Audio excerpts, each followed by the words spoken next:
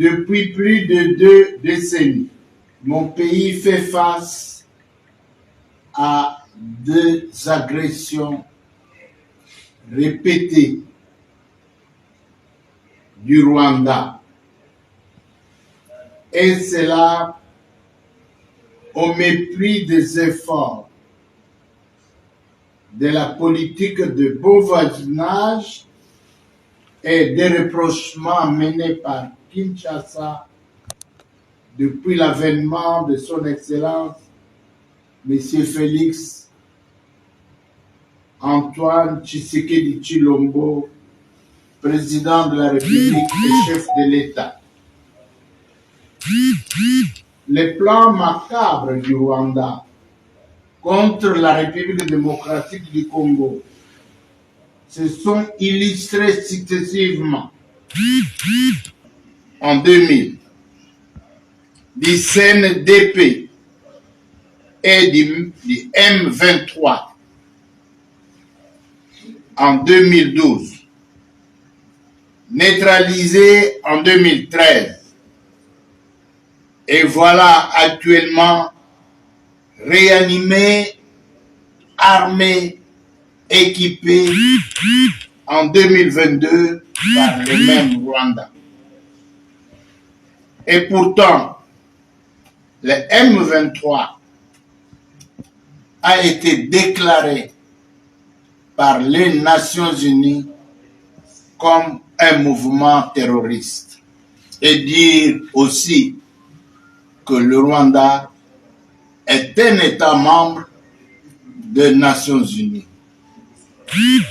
L'agression actuelle de la République démocratique du Congo par le Rwanda sous le label du M23 est couronnée par l'occupation illégale de Bunagana avec la complicité et l'implication de l'Ouganda. C'est pour cette raison que l'Assemblée nationale de la République démocratique du Congo a récemment rejeté la ratification de l'accord économique conclu avec l'Ouganda. De même, le gouvernement congolais a suspendu tous les accords conclus avec le Rwanda, y compris l'interdiction de survol de sa société rwandaise sur l'espace congolais.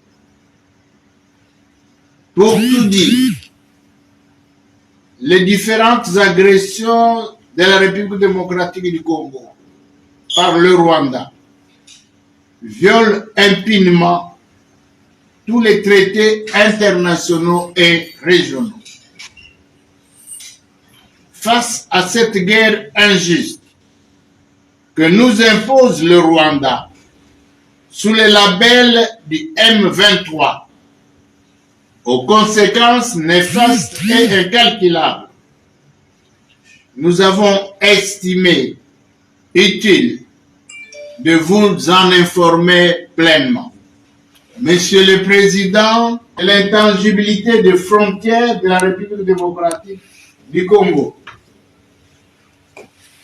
Comme la République démocratique du Congo se comporte vis-à-vis de tous les États voisins en respectant leurs frontières et leur souveraineté. Quoi enfin, les retraits sans conditions et délais des troupes rwandaises et leurs alliés du sol congolais. Il est évident que la République démocratique du Congo a bénéficié du soutien indéfectible de notre communauté, à savoir la SADC.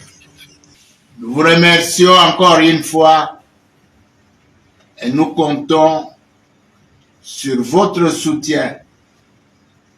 Nous tenons également à réitérer nos remerciements pour tous les soutiens que les États membres de la SADC ont toujours apporté à la République démocratique du Congo